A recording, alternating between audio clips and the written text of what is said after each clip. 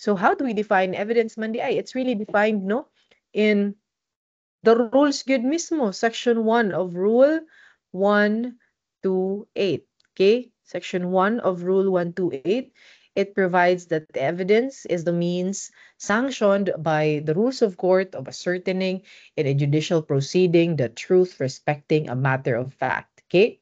The main source of the law and evidence is the rules of court, particularly rules 128 to 133. Okay? Now, let's get into the specific terms that we can encounter, that we will be encountering in evidence, okay? Makakita mo diha og term nga proof, factum probandum, and factum probans. Okay, you've discussed this in your evidence before, no? When we talk about proof, it is defined as the result or the effect of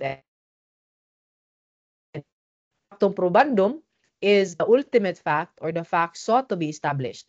It is the fact to be proved, okay? Factum probans on one hand is the evidentiary fact or the fact by which the factum probans is to be established, okay?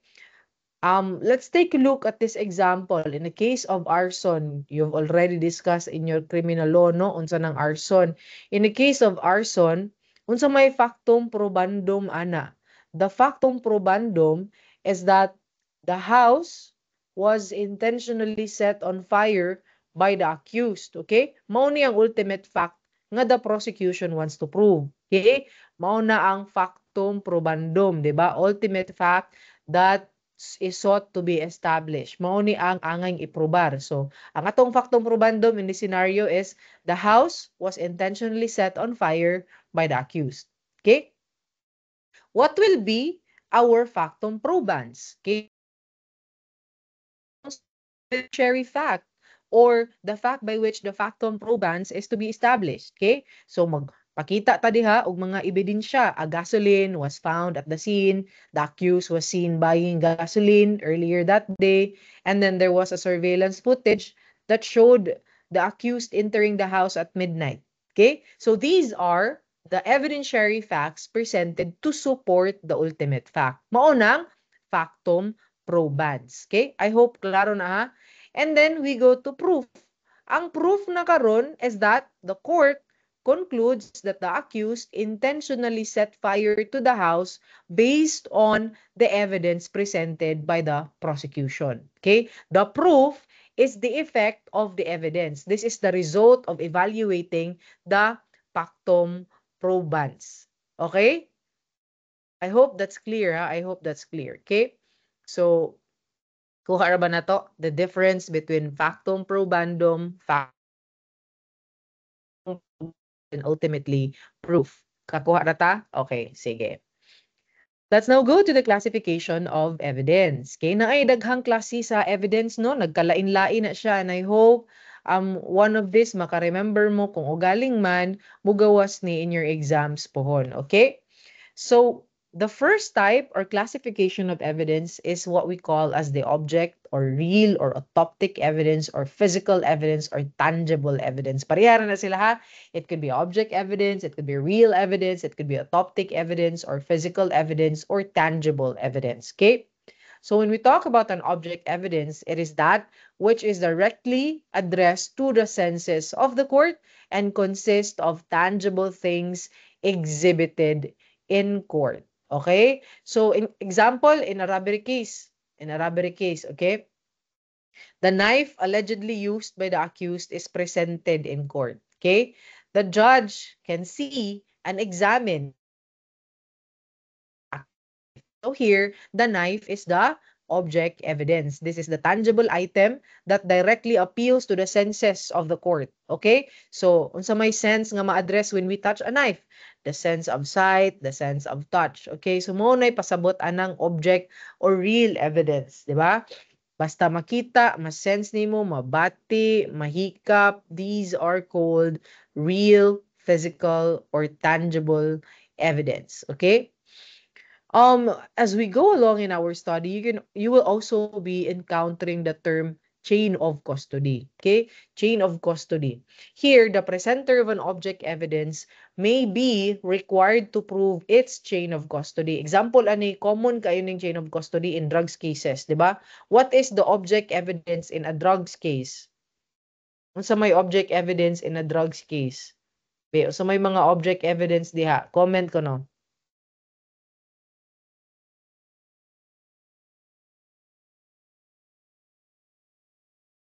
Drugs Ang itself. illegal drugs. Ang drugs mismo.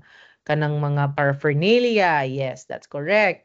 Okay, so these are the examples no of mga object evidence. So in drugs cases, importante that you have to establish the chain of custody. Unsa din ang chain of custody, ma'am? Mao ni siya ang scenario wherein the presenter of an object evidence may be required to prove its chain of custody. That is, the people who took charge thereof from its recovery to presentation in court so that it may pass the process of authentication. If the object evidence is easy to identify, mere testimony of the witness is sufficient. So for example, akong yun niya, in a drug trafficking case, okay? A sachet of shabu is recovered from the suspect. So first, di ba, it is seized by the arresting officer. Unya, iyan na i-turn over to the police evidence custodian, and then afterward, it is submitted to the crime lab for testing, and then finally, it's brought to the court for presentation. Ha? In the chain of custody, in the requirement for the establishment of the appropriate or proper chain of custody, each person here no nga ni handle sa sachet must testify or document their custody of it to ensure nga ang item presented in court is the same one seized during the arrest para maprobar nga walay contamination sa evidence kanang proof nga giseize. Okay? So kani nga process really ensures the authenticity and the integrity of the object evidence through a properly documented chain of custody. Okay? So in an object evidence, it could be that there will be a requirement to establish the proper documentation of the chain of custody. Okay? So timan ilan na ninyong concepts sa chain of custody. Okay? You will also be encountering the term testimonial evidence. Okay? As one of evidence. Unsa man testimonial evidence? That which is submitted to the court through the testimony or deposition of a witness. It is that which directly comes out of the witness's mouth, oral or written, such as depositions and affidavit. Okay? For example, in a murder case, naay bystander nga ning testify in court. Ana siya dito, I saw the accused stab the victim at around 9 p.m. near the alley. Okay? So, this statement spoken under oath during trial is what we call as the testimonial evidence. Pwede sad na siya nga in the form of sworn affidavit or deposition. Karong mga panahon na with the advent of the judicial affidavit rule, ang mga testigo will be asked to execute a judicial affidavit. Kanang judicial affidavit nila will form part as their testimonial evidence. So pangutana na sila if ipa-identify mo na sila sa korte ang ilang judicial affidavit, and they will be asked nga, would you also confirm to have this judicial affidavit as your testimonial evidence in this case? So may siya yes, so that will be considered as the testimonial evidence of the witness. Okay, so timan ninyo, testimonial is not only confined to an oral statement, but it also includes written statements such as the depositions and affidavit. Okay? We also have the term relevant evidence. Okay? This is an evidence having any value in reason as tending to prove any matter provable in an action. Okay? Example, in a hit and run case. Okay? Ang prosecution mo presentar og CCTV footage showing a car with the same plate number as the accused's vehicle speeding near the crime scene. Okay? While wa ni siya ni directly prove no to the guilt of the accused, it tends to prove a matter in issue. That is that the accused car was making it relevant. Okay? I hope klaro na ha. If you recall, last week no, naay naligsan in town nga bata, and ang unsa ni ang katong driver wa kuno siya nakakita. but he was seen by a lot of individuals, no, na siya ra gyud ang niagi atong time. And a relevant piece of evidence that can also be presented by the prosecution is that, sorry gid kayo to tell this, naintay na napilit na unsa ni part sa brain sa bata dito sa ligid atong driver. So that's one of an example of a relevant evidence. Okay. Another term is, or another classification of evidence is material evidence. Okay, this is the evidence directed to prove a fact and issue as determined by substantive law and pleading. Okay. In a theft case, for example, the accused fingerprints are found on the drawer where the stolen money was kept. So this evidence is material because it directly proves a fact at issue. That is, that the accused accessed the drawer, supporting the theory of theft. Okay? So that's material evidence. Another type of evidence or classification of evidence is competent evidence.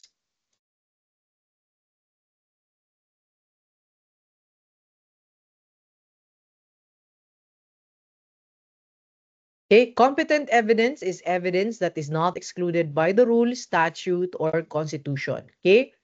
Mayroong kag competent evidence, mao ni siya ang mga ebidensya nga pwede nimong i-present, wala na siya gi-exclude by the rules or by any law or the constitution for that matter. Okay? Example, naglalis ang parties because of a certain agreement and a contract. So, an authorized contract presented in court to prove a party's obligation which complies with the rules and evidence is allowed. That's considered a competent evidence. Okay? One also example no of a competent evidence is a testimony of an individual that is not excluded by the rules. For example, dili siya abogado sa akusado, dili siya asawa sa akusado, dili siya pare nga gikumpisalan sa akusado. Inana, these are types of evidence that are considered competent. If kato silang mga tawhana would testify against the akusado, that would be considered as incompetent because that evidence is excluded by the rules. Bawal na sila nga mo testify against the accused. Okay? We also have the so-called direct. This evidence proves the fact in dispute without the aid of any inference or presumption. An example, ang witness mo testify, I saw the accused pull the trigger and shoot the victim.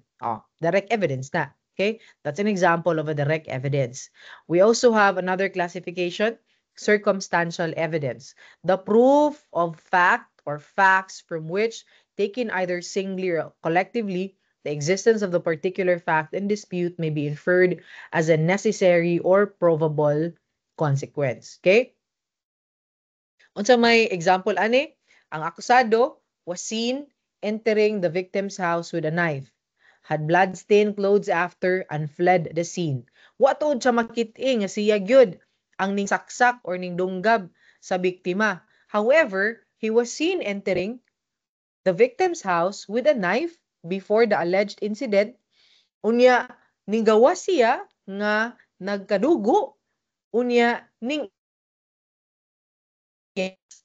crime scene. Okay, so that could be an example of a circumstantial evidence. Okay, another classification of evidence is cumulative evidence. These are evidence of the same kind and the same state of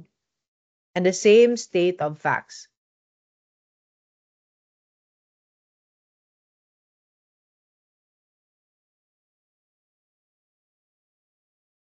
Okay, unsa may example ani? After one witness testifies to hearing the accused confess, two other witnesses also testify to the same admission. So tawag ana cumulative evidence. Same kind, same state of facts. Okay? I hope klaro na ha. And then we also have the so-called corroborative evidence. These are additional evidence of a different character to the same point. Okay? Example, ang CCTV footage showing the accused entering the around the time of the crime serves as a corroborative evidence to the victim's testimony that the accused was there. Okay? So mo corroborate ang iyang CCTV footage sa iyahang testimonial evidence nga niingon siya nga ang akusado didto sa ilaha anang tayma. Okay? So the CCTV footage here is the corroborative evidence. We also have expert evidence. Okay? Expert evidence. This is the testimony of one possessing in regard to a particular subject or department of human activity, knowledge not usually acquired by other person. Example ani kanang forensic chemist nga mo testify sa court nga katong white powder found in the accused bag is a methamphetamine hydrochloride based on laboratory result. Okay? The forensic chemist here is considered as an expert witness and ang iyahang i-present in court would be considered expert evidence. Okay? Next is the prima facie evidence. Okay? That which explained or uncontradicted is sufficient to maintain the proposition affirmed. So may example anang prima facie evidence. Example, a certified public document showing that the accused has not paid child support as required by law. It may constitute as a prima facie evidence of neglect. Okay? For example, naay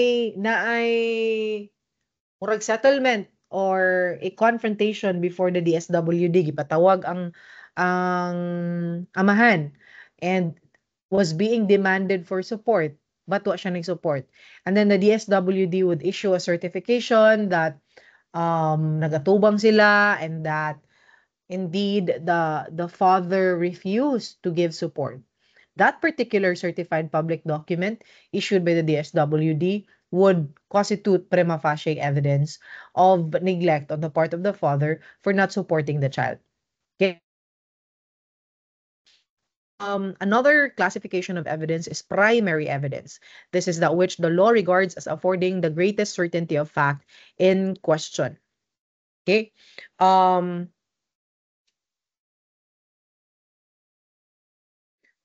Example ana kanang mga originally signed document no or contract presented in court to prove the agreement between the parties. That is what we call primary evidence. Later on you will know what is considered as best evidence. May ana makita na to na later, okay? Secondary evidence or substitutionary evidence is that which is inferior to the primary evidence and is permitted only when the best evidence is not available. So example ana mga photocopy sa usa ka kontrata, if there's a contract entered into and if the original contract is not available, the primary evidence is not available, a photocopy may be presented. Later on makita sa nato no kung kanus ana siya allowed. Or mga oral testimony, particular agreement, it may be admitted as secondary evidence kung ang original has been lost or destroyed or its loss is properly explained by the party presenting the copy thereof. Okay? We also have the so-called positive evidence when a witness affirms that a fact did or did not occur. Okay? Example, mayroon ang witness, I saw the accused stab the victim with a knife at 10 p.m. Okay? This clearly affirms the occurrence of an act, diba?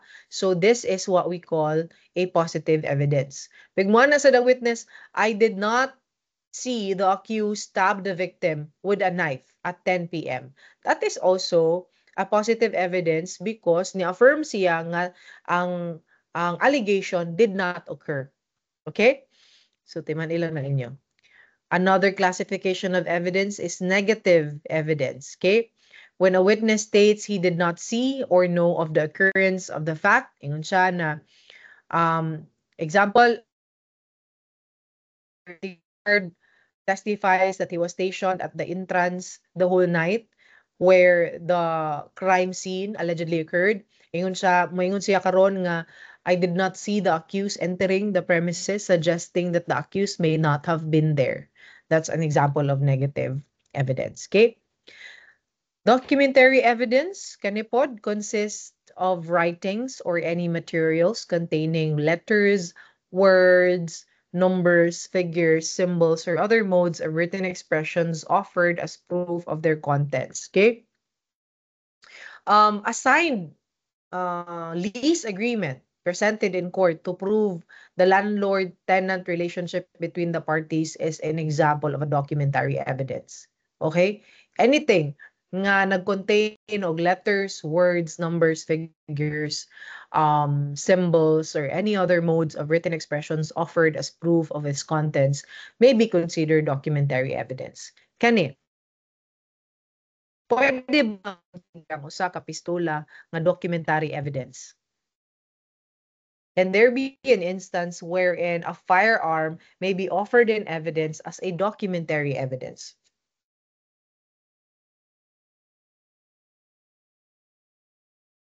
Rhea? Rhea? Pwede ba natong ma-offer ang documentary ang firearm as a documentary evidence?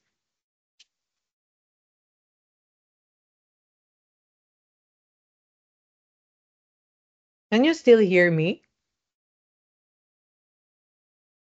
Yes, attorney. Okay. Wa ko sure, attorney. Okay. I like that you're honest. Okay? Sige. We can actually introduce a firearm as a documentary evidence if what you will introduce is, for example, ang serial number anang firearm. Di ba? Na ba ni serial number ang firearm? I'm so sure. But you've handled the firearm before, di ba? In your, sa nga subject ninyo. So, yeah. Okay. So, na serial number diha. If mao na imong i-offer as evidence, that can be considered documentary evidence. Because, unsa to? It consists of writings man or any material containing letters, words, numbers, figures, symbols, and other modes of written expression offered as proof of their contents. Okay? So, that can be done. Right? Another classification of evidence is electronic evidence. So these are documents or information received, recorded, transmitted, stored, processed, or produced electronically. Okay? An example ani kay kanang email exchange between the accused and the victim maron na retrieve from a computer or a mobile device showing threats or incriminating statements made by the accused. So that can be considered as electronic evidence. Okay? We also have forgotten evidence. Evidence which was not presented in court because of oversight or forgetfulness of a party or counsel. Okay? Witness statement, example, that was listed in the pre-trial order but inadvertently wala na offer during trial. Okay? So later, ang counsel mo request the court to admit it as forgotten evidence. Pwede na siya. Also, exculpatory evidence. Evidence which will excuse a person from an alleged fault or crime. Okay? Moto, example, CCTV footage showing that the accused was in another city at the time the crime occurred. Thus proving his innocence. So kana, that's an example of an exculpatory evidence. Okay? We also have evidence aliuindi or extraneous evidence. Evidence from outside or another source. Okay?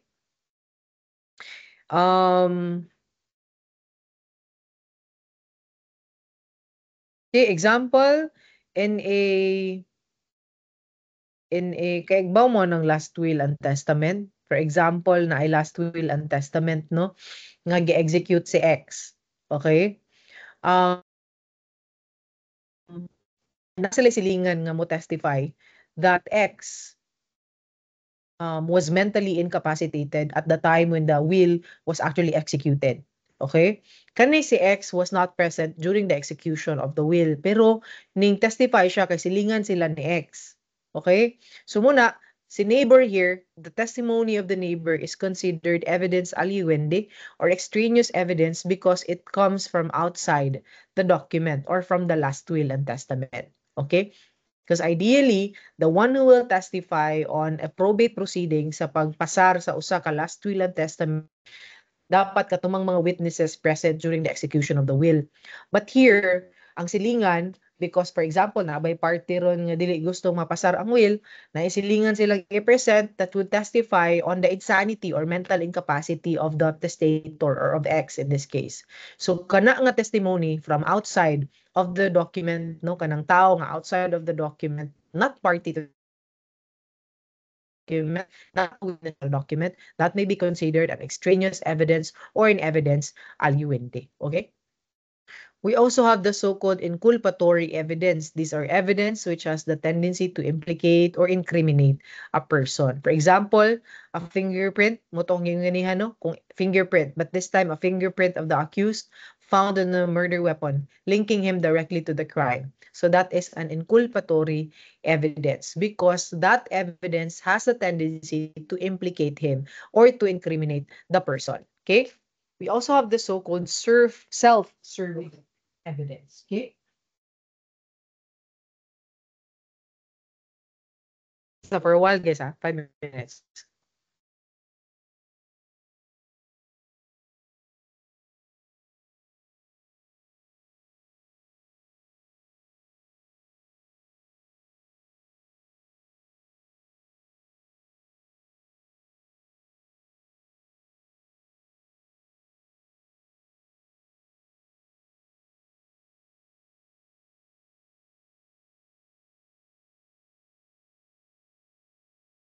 We also have the so-called self-serving evidence, okay? This is one made by the party to favor his own interest. So it is one made by a party out of court, okay?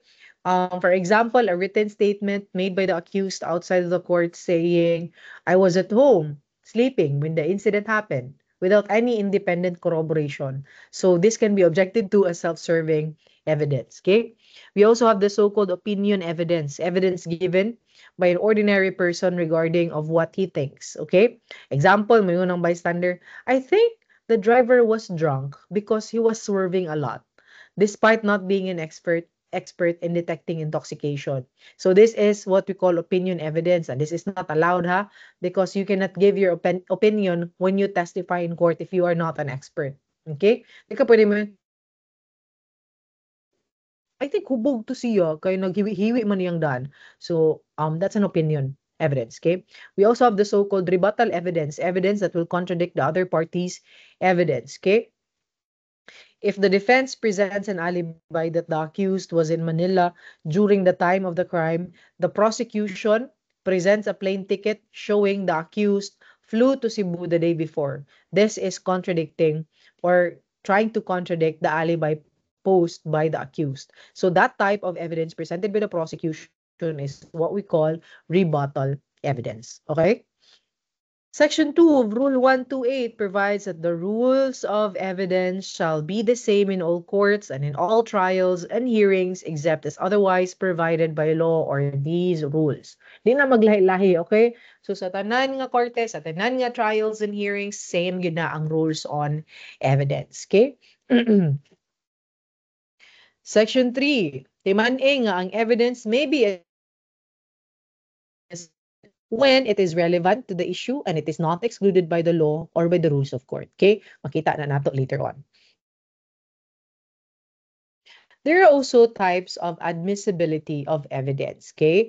We have conditional admissibility, curative admissibility, and multiple admissibility, okay? When we talk about conditional admissibility, evidence that will be admitted, although seemingly not admissible, provided that its relevancy would be shown in a later stage at the trial, okay? For example, ang witness mo testify about a conversation with the accused, but the relevance of that conversation is not yet clear. So the court would allow it conditionally with the understanding that another witness will later testify to facts that make the conversation relevant. Okay? Naiingon ni Ana nga mga scenario wherein the court would allow, sige, ako sanding i-allow karon ha, but provided that you would prove its relevancy, that you will prove the relevancy of this testimony the trial of this case. Okay? We also have the so-called curability or curative admissibility of evidence. Okay? Example, if the prosecution wrongly presents hearsay evidence and the defense, excuse me guys ha, kadyo sa guys ha. Okay? An example ani, if ang prosecution wrongly presents hearsay evidence and the defense fails to object, the court may allow the defense to later present similar hearsay evidence, which would otherwise be inadmissible to cure the imbalance caused by the earlier admission. Okay? We also have multiple admissibility of evidence. So this happens when evidence not admissible for one purpose, but is admissible for two or more purposes. Okay? Example, naay letter written by the accused no nga nanghadlok siya. It's a threatening letter written by the accused. It may not be admissible to show bad character. Later on makabantay halimbawa mo no nga ang bad characters as a katao is not a proof nga ni commit sa crime. Okay? So if suppose that accused would write a threatening letter, it may not be admissible to show bad character. But it may be admissible to prove intent, motive, or the state of mind of the accused, all of which are legally permissible grounds under the rules of court. Okay? So timanin na ninyo. So to kinds of admissibility of evidence, you have conditional admissibility, curative admissibility, and multiple admissibility of evidence.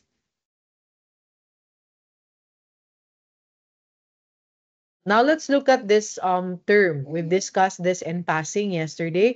The term plain view rule, okay? Or plain view doctrine.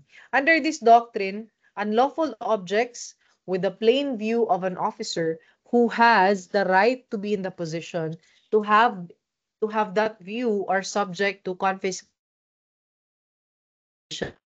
admissible in evidence. Okay?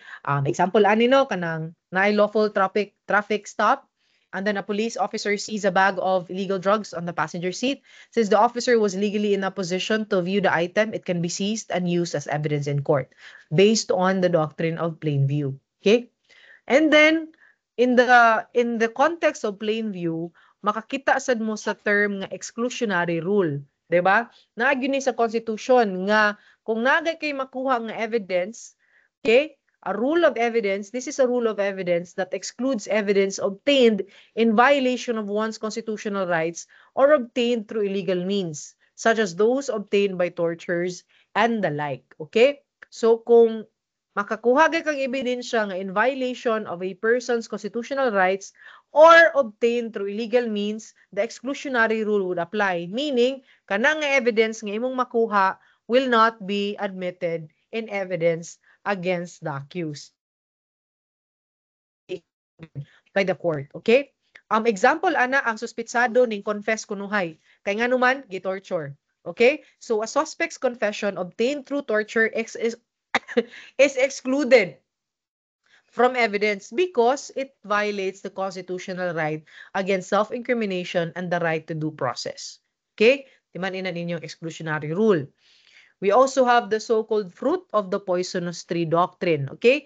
Kaninga doctrine states that once the primary source, the tree, is shown to have been obtained unlawfully, any derivative evidence, the fruit derived therefrom, meaning from the tree, is likewise not admissible. Thus, evidence illegally obtained by the state should not be used to gain other evidence because the illegally obtained evidence taints all evidence subsequently obtained. Okay? Example, ana, ang police ni conduct og illegal search of a suspect's home without a warrant. And nakakita siya ditong diary. So, in the diary, na-locate sa police ang mga hidden guns atong tawhana. So both the diary and the gun are inadmissible in court. As the gun is the fruit and the illegally obtained as the gun is the fruit of the illegally obtained tree. Okay? I hope klaro na. And then we also have the silver platter rule. Actually, no longer followed na ni siya in the United States. This is of a US origin that allowed evidence seized by state officers in an illegal search and seizure to be used against the accused in a criminal trial. So in the past, before ni wala nag-i-allow, no, ang mga federal agents sa US would use evidence obtained by the local police through illegal searches, like a state officer entering a home without a warrant. And kanang mga ebidensya nga ilang nakuha, no, was used by the federal court. And i-allow na siya, dawaton as evidence sa korte dito. But as a big accepted because this is violative of the constitutional rights of a person charged with the commission of an offense. Okay? Okay, so nakachut na.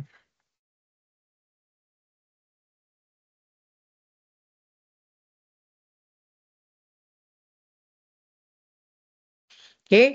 Section 4. For a while, guys.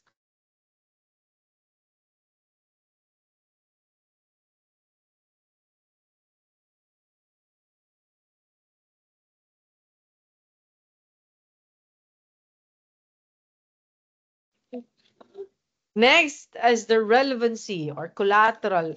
Relevancy and collateral matters under Section 4. Okay. When is an evidence relevant? When evidence must have such a relation to the fact in issue as to induce belief in its existence or non-existence. Evidence on collateral matters will not be allowed except to reasonable degree to establish the probability or improbability of the fact in issue. When we talk about collateral matters, these are facts and circumstances other than the facts in issue which are being offered in evidence as basis for inference as to existence or non-existence of a fact in issue. Okay? So we now move on to Rule 129. Okay? What are the facts that need not be proved in court? Okay? So we will now talk about judicial notice. Judicial notice may either be mandatory or discretionary. So unsa maning mga things nga dili na kinahanglan nga iprobar because according to section 1, ang judicial notice ani mandatory. Okay?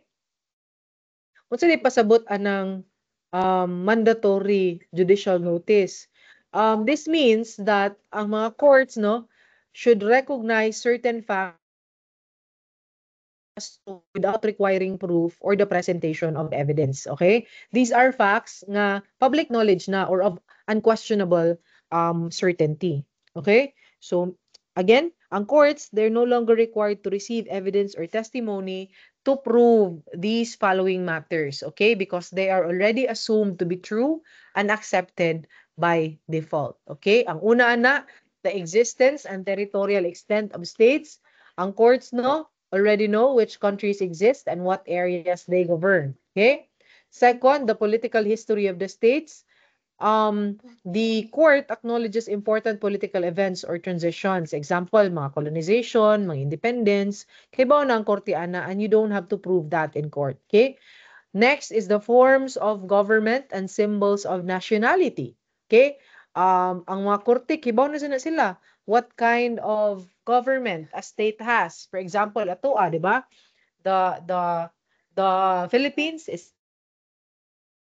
a republican state. Okay? So, hibaw na sila sa mga flags, sa mga emblems of a particular government. Okay?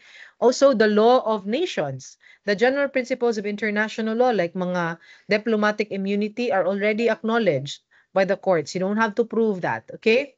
Number 5, admiralty and maritime courts and their seals. Okay? Ang courts already recognize the existence and the authority of the special courts that handle maritime issues around the world. Okay? Next, the political constitution and history of the Philippines. Kay bago na ang korte sa Philippine Constitution and the historical milestones like mga EDSA, people power, di ba? They are already presumed to be known to courts. Okay? Also, the official acts of the Philippine governments. Okay? The courts recognize acts of Congress, the president, and of course, the judiciary without needing them to be proven. The laws of nature. Okay? Facts like the gravity, the sun rising in the east, or the water boiling at 100 degrees Celsius. These facts do not need to be proven already because these are laws of nature and are acknowledged to be um certain unquestionably. Okay? We also have kanang measure of time. Okay? Ang standard time reckoning is judicially noticed like what a year, a month, or an hour means. Okay?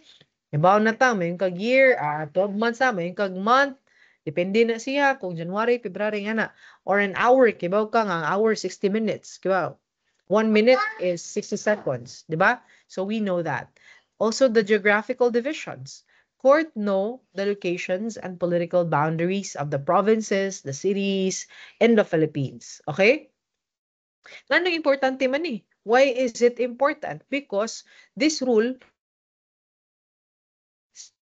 court proceedings by not requiring anymore proof of facts that are already common knowledge or officially recognized. Okay? So basically, it saves time and avoids redundancy. That's why you don't have to prove that in court.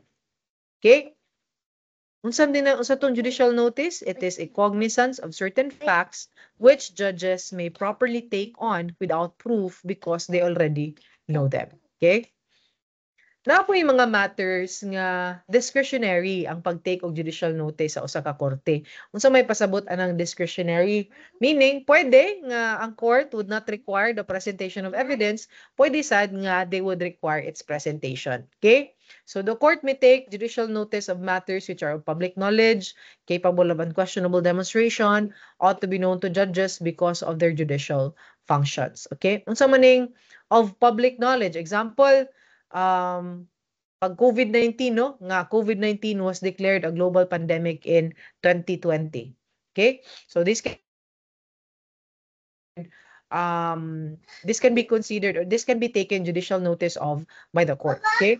Kanang capable of unquestionable demonstration. So na, these are facts that, while not necessarily common knowledge, it can be verified with absolute certainty from reliable sources. Example, ang distance sa Cebu to Manila is approximately 570 kilometers. This can be scientifically measured and this can be taken cognizance of by the court or pwede nga dili, you have to show proof. Okay? So muna ipasabot anang judicial notice nga discretionary. Kaning mga ought to be known to judges because of their judicial functions. Okay? Mauning the courts observe certain procedures, example, under the rules of court, or the decisions of the Supreme Court form part of the legal system.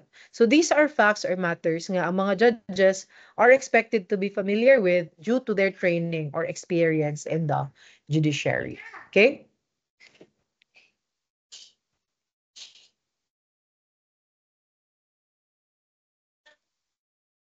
Okay.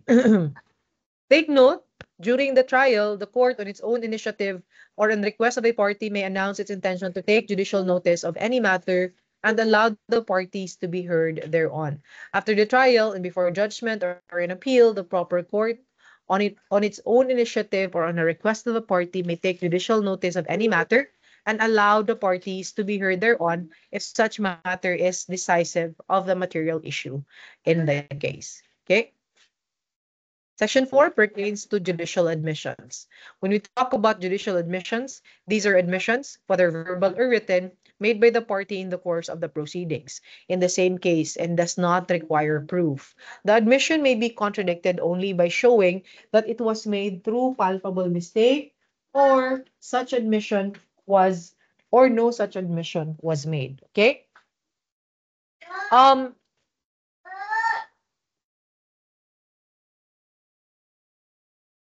In a criminal case, no, if the accused or the defense makes a verbal or written admission during the proceedings, say in a pleading baron or a judicial affidavit or in an open court, it becomes binding, ha, and it does not require anymore the prosecution to prove it again. Okay?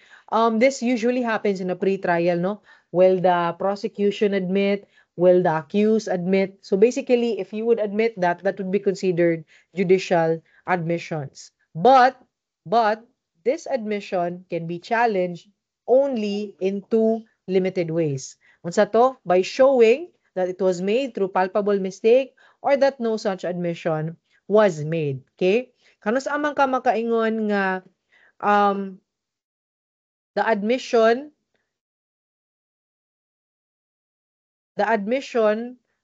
was through a palpable mistake. Okay?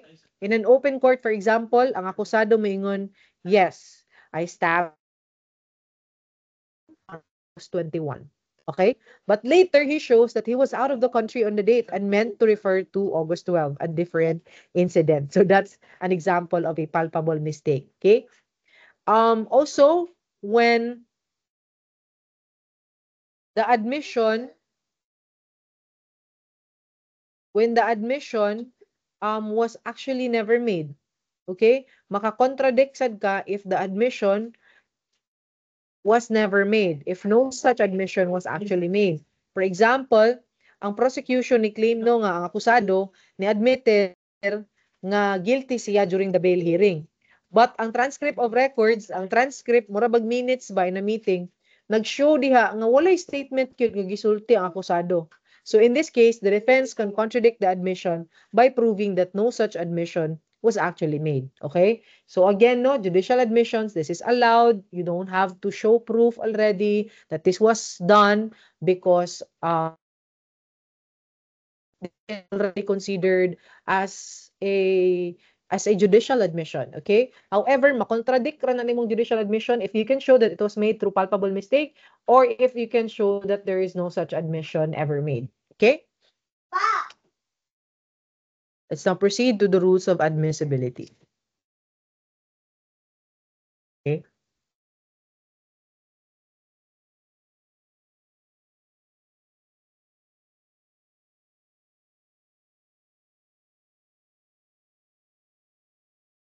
Section 1, object as evidence. Okay? Objects as evidence are those addressed to the senses of the court. So when an object is relevant to the fact and issue, it may be exhibited to, examined, or viewed by the court. Object evidence, either real evidence or autoptic evidence, is tangible thing submitted to the court for inspection, exhibition, or demonstration. So, nanggisigutan earlier, no? But tanaw so that kung magawa sa MCQ, you already know, okay?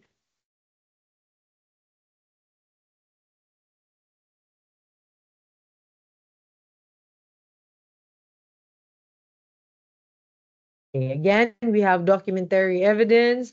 These consist of writing or any material containing letters, words, numbers, figures, symbols, or other modes of written expression offered as proof. Okay? We now proceed to best evidence rule. Okay? Best evidence rule is provided for in section 3. Okay? Unsa man ay pasabot anang best evidence rule. So when the subject of the inquiry is the contents of a document, no evidence shall be admissible other than the original document itself. Okay? So, mo to ganiha, kung ang gilalisan is nabutang sa usa ka dokumento, wa kailangan i-present kundi ang dokumento. Mura na ipasabot sa best evidence rule. Okay? We will tackle the discussions later on, the exceptions later on. It is the rule which states that when the subject of the inquiry is the contents of a document, no evidence shall be admissible other than the original document itself. It is that which affords the greatest certainty of a fact in question. Ang opposite sa best evidence is secondary evidence, okay? Ang secondary evidence, it is inferior to the primary evidence, okay?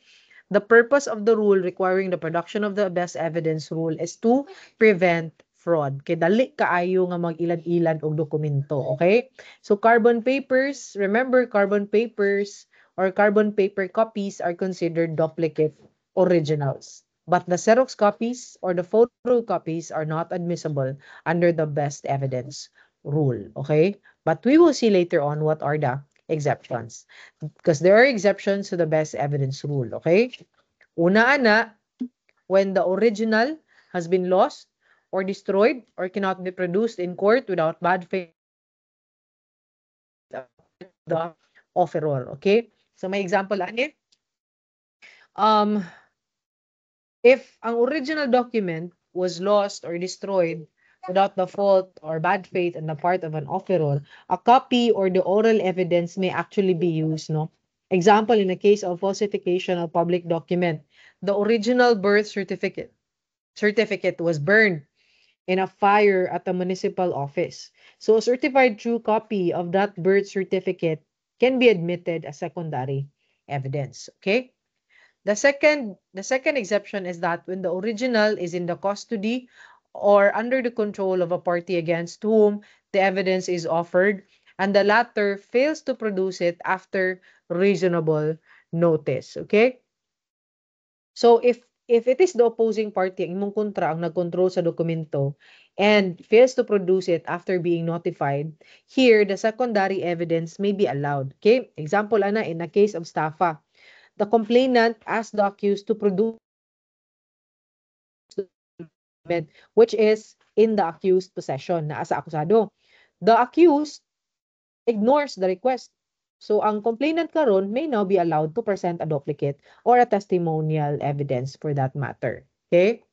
The third is the original or when the original consists of numerous accounts or other documents which cannot be examined in court without great loss of time and the facts sought to be established from them is only the general result of the whole. Okay? For example, no, kung ang original, daghan kayo, voluminous records, the court only needs a summary. Okay? Then a summary may be used. For example, kanang plunder case. Okay? The prosecution has hundreds of bank accounts showing illegal deposits. So instead of presenting each bank record, a summary of total deposits prepared by, say, a certified public accountant, this may be accepted, okay? Provided nga ang originals are of course available for verification, okay? The fourth exception is when the original is a public record in the custody of a public officer or is recorded in a public office. So if the original is a public record kept by a government office, ang certified true copy may actually be used instead, okay? Example, in a graft and corrupt in a violation of a Graft and Corrupt Practices Act, no, ang prosecution would present a certified true copy of the COA report instead of the original, which is one on file at the COA. This is allowed because this is a public record in the custody of a public officer or is recorded in a public office. Okay? I hope the exceptions to the best evidence rule are clear. Okay? Okay. Unsa may atong makonsider nga document because we've said earlier in the best evidence rule nga kung ang subject sa inquiry kay content sa usa ka dokumento, the one that we should present is the original of the document. But when can we consider a document original? Okay? So muning instances ha, the original of the document is one that the contents of which are the subject of the inquiry. Second, when the document is in two or more copies executed at or about the same time with identical contents, all such copy are equally regarded as originals.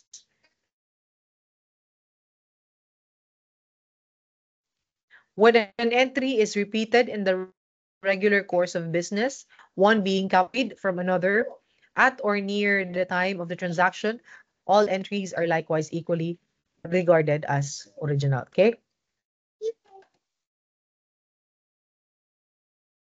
So may example ani. Kani sa first, the original document, the contents of or the subject of the inquiry ang contents. Okay? Example, when the issue is kung unsa gisulti sa dokumento, the actual document must be produced unless involving last will and testament. So the contents of the will are in question. Therefore, ang original na will must be produced since it is the very subject of the inquiry. Okay?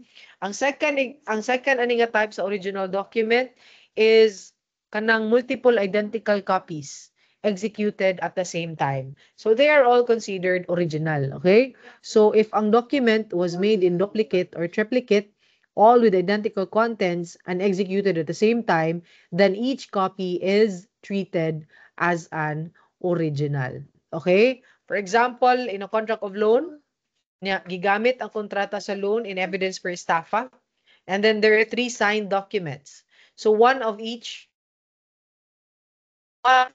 party and one for the notary. So any of those may be presented as an original in court. Okay?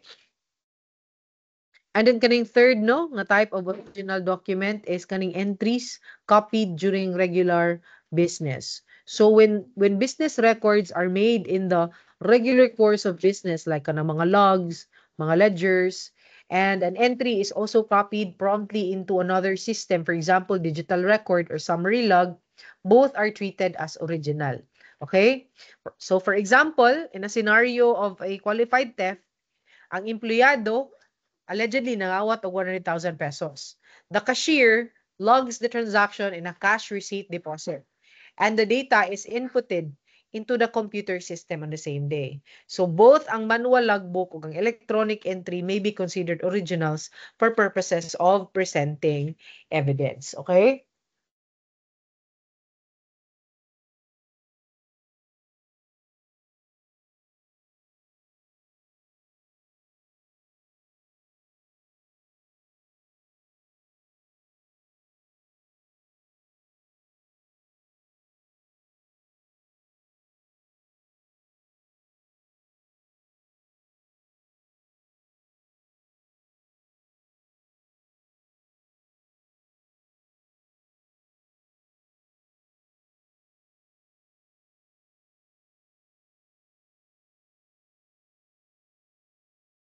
For a while, guys, ha?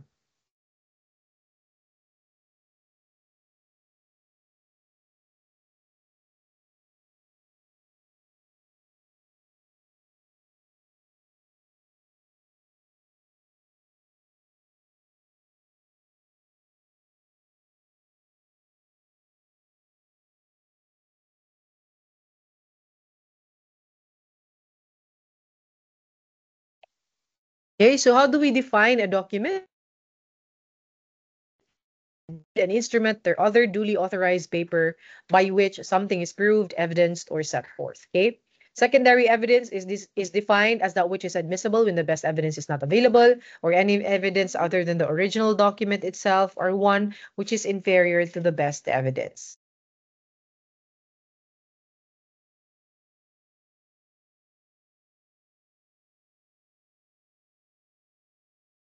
Okay, so let's now proceed to secondary evidence. Okay. So when the original document has been lost or destroyed or cannot be produced in court, the offeror, upon proof of its execution or existence and the cause of its unavailability without bad faith on his part, may prove its contents by a copy, meaning a machine copy, or by the recital of its contents in some authentic document, or by the testimony of witness in the order stated. Okay? So, meaning, kung walay original, di ka ka-produce kay nga naman, nawa or na-destroy, and it cannot be produced in court. The offeror, upon proof of its execution and existence, pwede siyang muhatag og secondary evidence. Unsa man yung mga secondary evidence? Magsunod niha a copy, a machine copy. Kung why copy, recital of its contents. Kung why recital of its contents, testimony of the witness. Okay? Unsa may example ani? Pananglitan in a qualified theft case, unya nag-involve og payroll manipulation.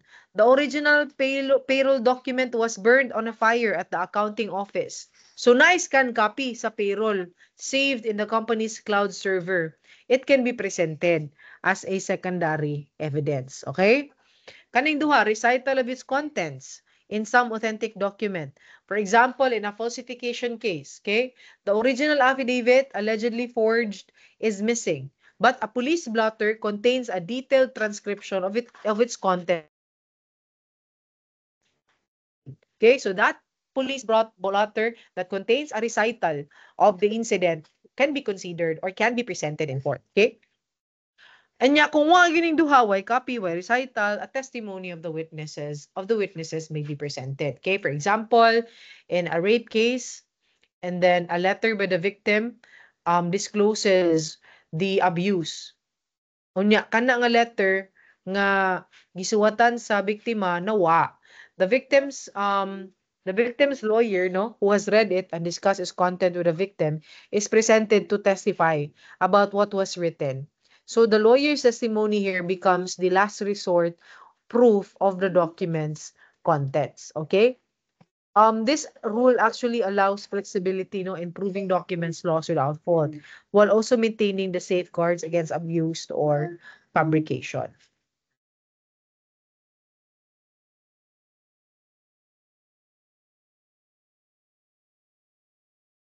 know, how can you present or how can an original document be proved if it is unavailable? The answer is section 5. Okay. When can secondary evidence be admissible? Dapat iprobar nimo ang due execution, unya iprobar nimo nga nawa gyud siya or na destroy or unavailable, and then you have to prove also that there was reasonable diligence and good faith in search for or attempt to produce the original. Okay?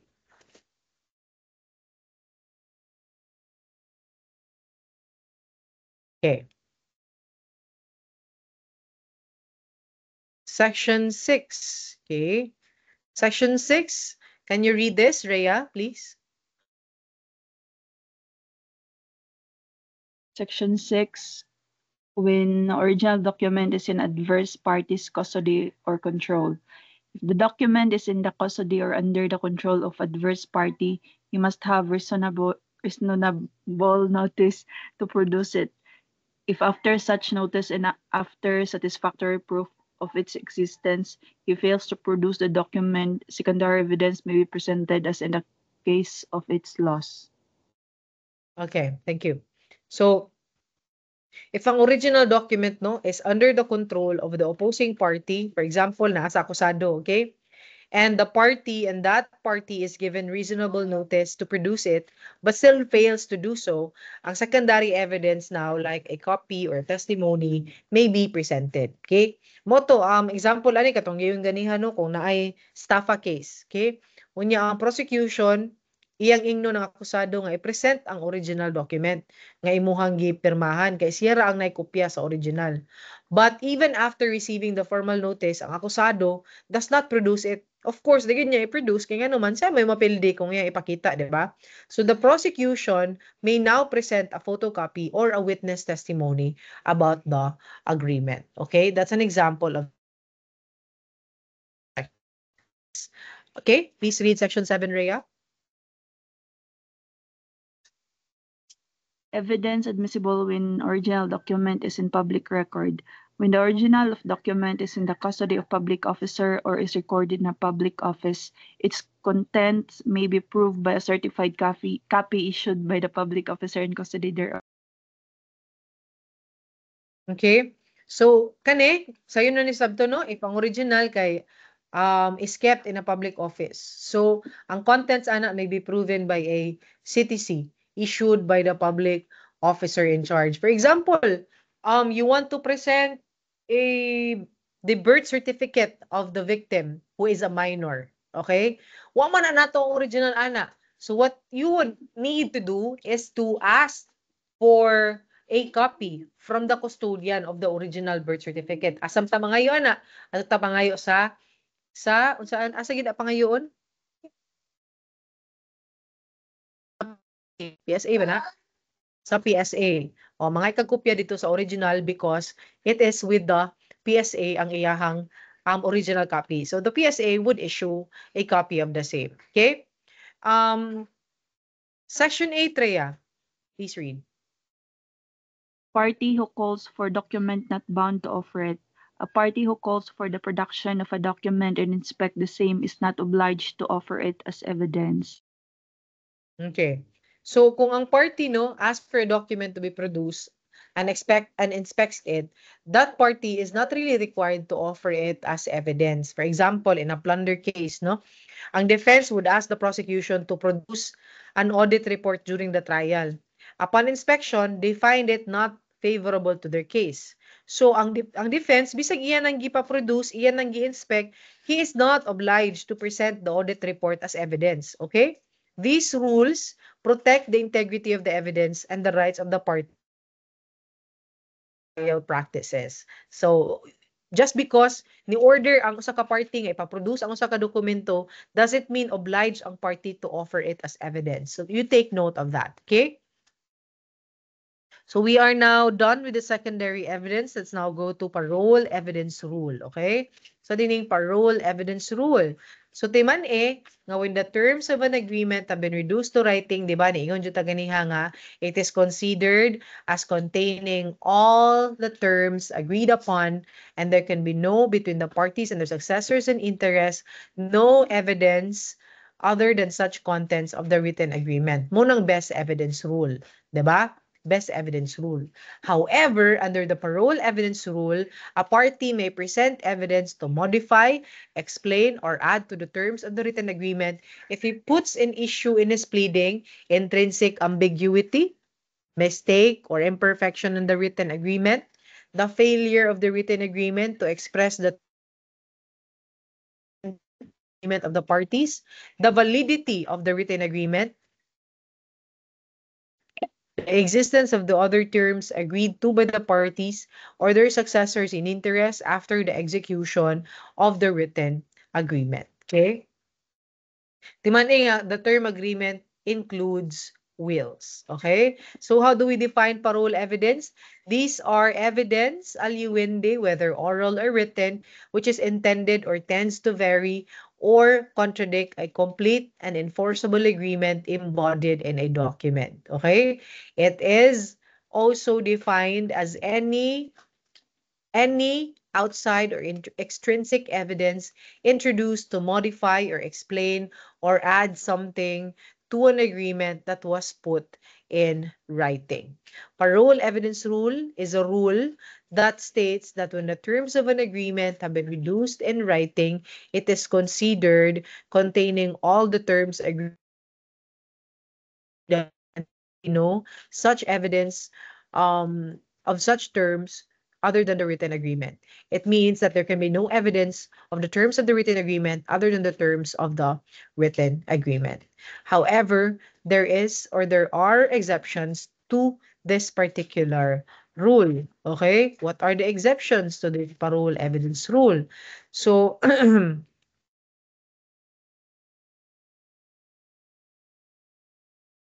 again, no? Timan and the best evidence rule, ang original ra gyud na mo imuhang pwedeng mapresentar kung ang inyong agreement has been put into writing. But there are exceptions under the parole evidence rule. Una, kung naay intrinsic ambiguity. Okay? Intrinsic ambiguity, mistake, or imperfection in the written agreement. For example, a written agreement says that the accused must read the property but does not specify what kind of property. Okay?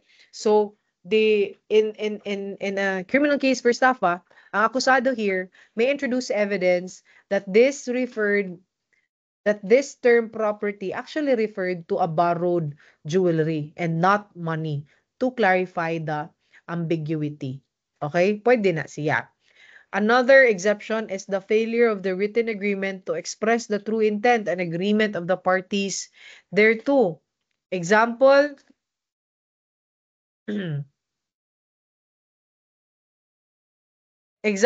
ang written agreement says loan, in a crime for Staffa. Okay? The written agreement says loan, but the accused claims that it was merely a deposit for safekeeping. So, he can now present testimony or surrounding circumstance to prove the real agreement, to prove that the real agreement was actually, ano. Also, the validity of the written agreement is actually questioned, no? For example, the accused allegedly signed a deed of donation, but he claims that he was forced or tricked into signing it. So he may offer oral evidence to disprove its validity due to the lack of consent. Okay? And finally, existence of the terms agreed to by the parties or the successors in interest after the execution of the written agreement. For example, there was a written agreement that the accused would return a borrowed equipment after 30 days. But the accused claims that after signing, the complainant verbally extended the deadline daw. So he can present that subsequent verbal agreement as a defense. Okay?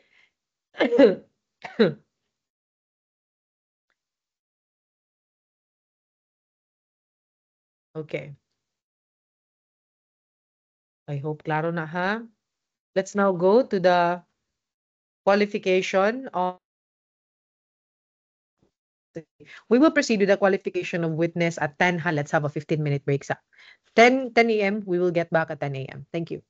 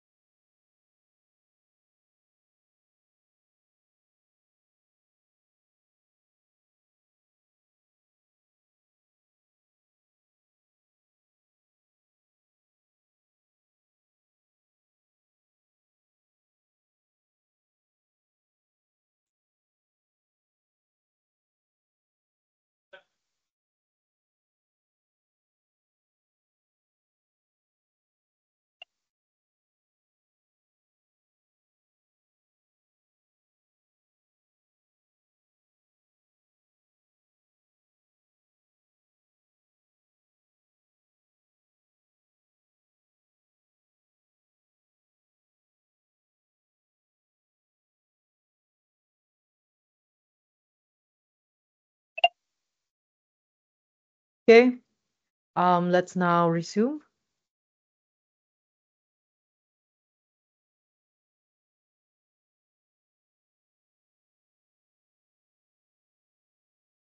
Okay, Section 20 provides that except as provided in the next succeeding section, all persons who can perceive and in perceiving can make known their perception to others may be witnesses. Religious or political beliefs, interest in the outcome of the case, or conviction of a crime, unless otherwise provided by law, shall not be ground for disqualification. Okay?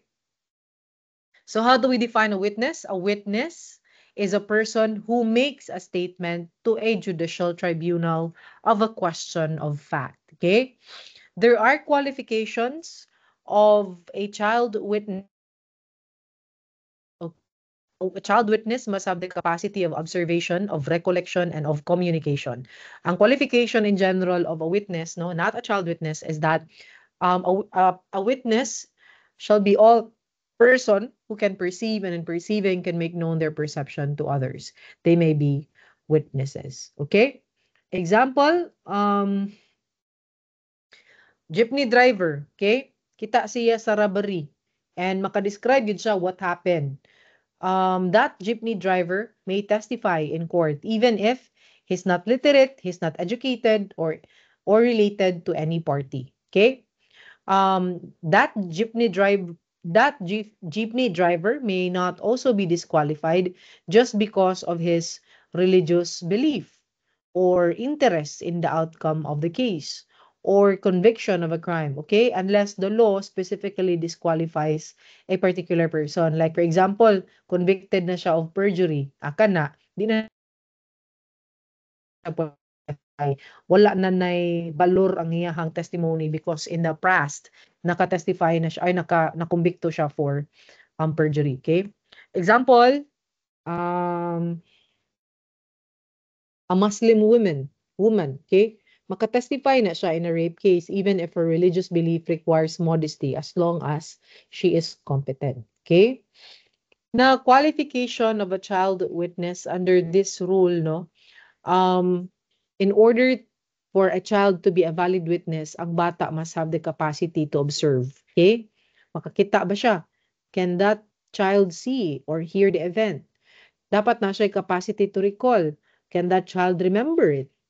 And dapat ang bata must have the capacity to communicate. Makadescribe ba siya unsa iyang nakita? Okay? For example, in a child abuse case, a 7-year-old girl testifies that she saw her uncle hurting her sibling. So if the court finds that she can communicate reliably, her testimony is admissible. When man kahana siya pwedeng ma-deny? A witness, I mean, how do we define gani? A witness. By the way, when man na ma-deny ang testimony sa usa ka child, it should be on the opposite ato tong giyon ganiha. Diba dapat ang child maka-observe, maka-recall, maka-communicate. But if the court finds that a child cannot recall, cannot observe, and cannot communicate, the testimony of the child will be considered inadmissible. Okay?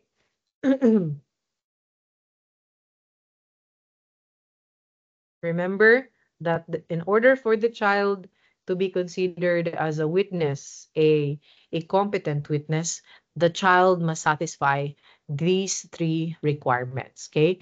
The child must have observation, must have recollection, and must have the capacity to communicate. So kung naay mga types of evidence, doon na po yung mga types, no, lagkalain-laing types of witnesses. Okay? First, we have the biased witness, okay? This witness is one who, because of his relation to the cause or to the parties and such, that he has an incentive to exaggerate or give false color to his statements, or to suppress or to pervert the truth, or to state what is false. For example, in a murder trial, the mother of the accused testifies that her son was home when with her at the time of the crime. So due to her close relationship sa iyang anak, of course, she has a motive, di ba, to lie or exaggerate to protect her son, making her a biased witness. Okay? Another type of witness is a competent witness. He is one who is not legally disqualified from testifying in courts of justice by reason of mental incapacity, interest of the commission of the crime, or other rendered excluded from testifying. An example is a bystander who witnessed a robbery in broad daylight. That bystander has no relation to either the party. He is of sound mind and has no criminal record. So, gitawag siya to testify.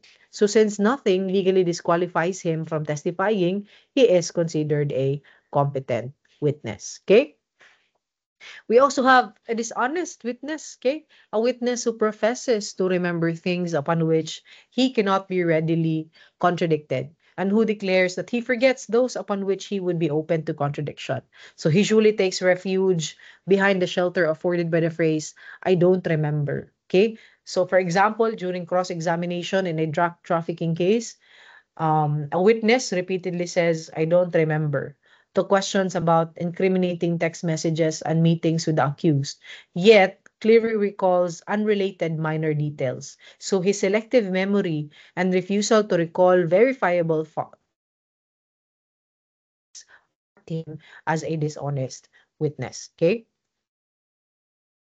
We also have an instrumental witness. Okay? Um,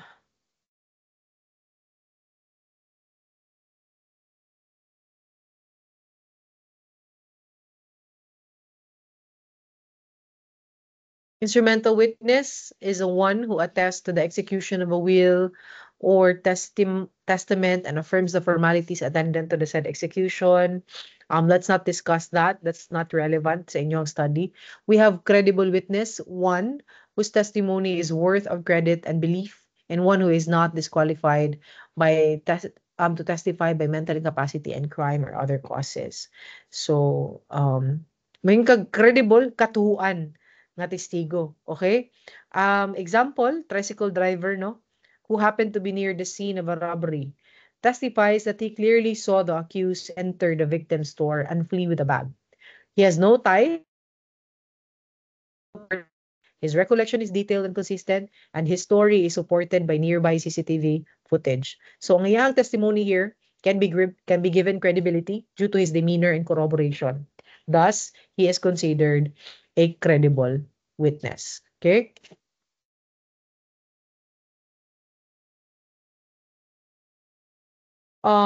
Note that the following cannot be witnesses. Okay?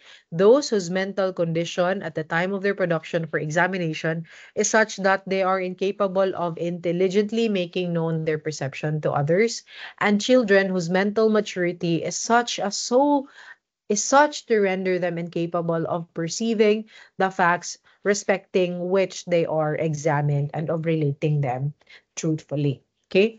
Unahon na to ning usa kaning those whose mental condition, no? For example, if a person due to mental illness is unable to observe, recall, or communicate events in a coherent, truthful, and understandable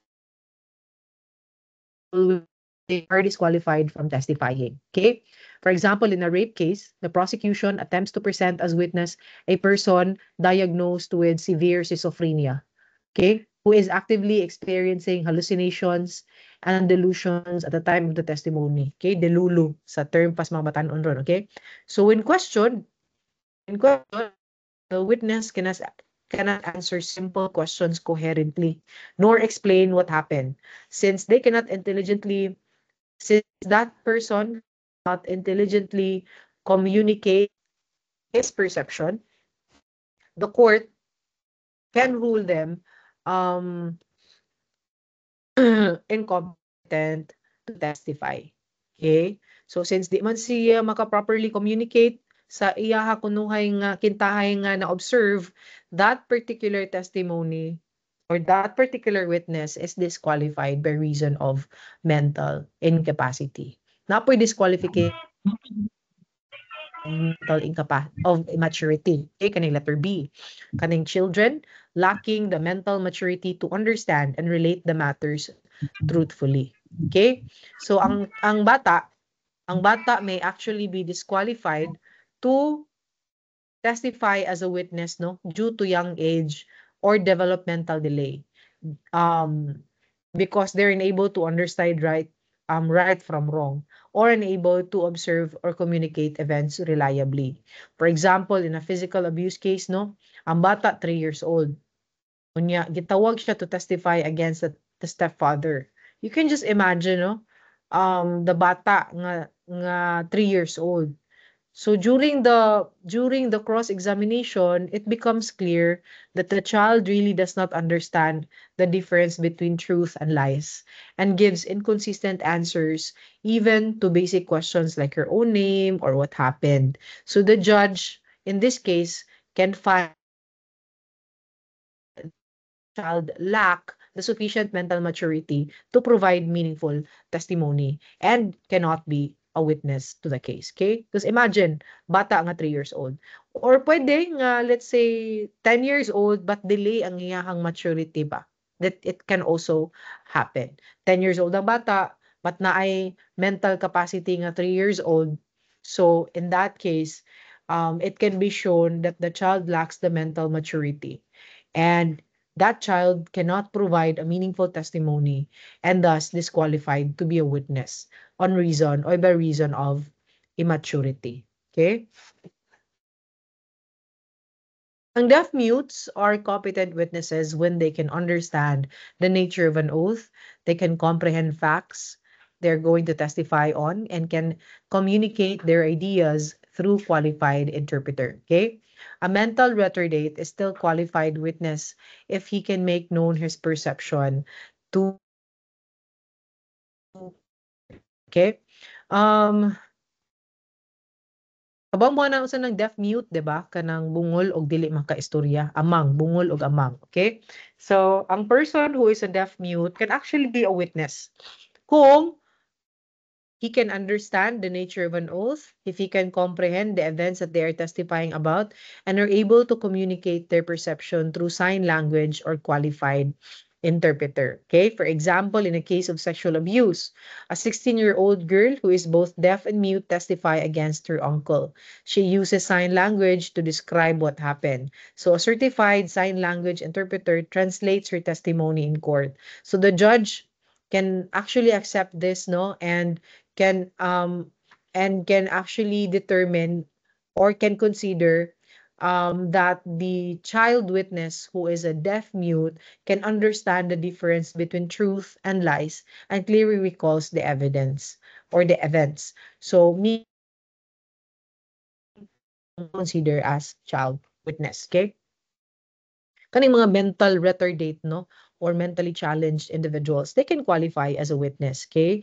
Provided that he can make known his perception to others. Meaning, ang basta kabaw lang siya, capable lang siya of perceiving events and making known his perception to others as in a clear and a truthful manner, pwede siya nga maghimo nga witness. For example, no, 25-year-old man with a mild intellectual disability, kita siya nga naay neighbor nga ni break into the house and steal a television. Ang gibuhat sa mentally retarded person, he reports the incident to his parents and later testifies in court. So though ang vocabulary aning tawhana is limited, but he answers questions consistently and identifies the suspect. In this case, the court actually finds him qualified to testify because in a credible manner. Okay?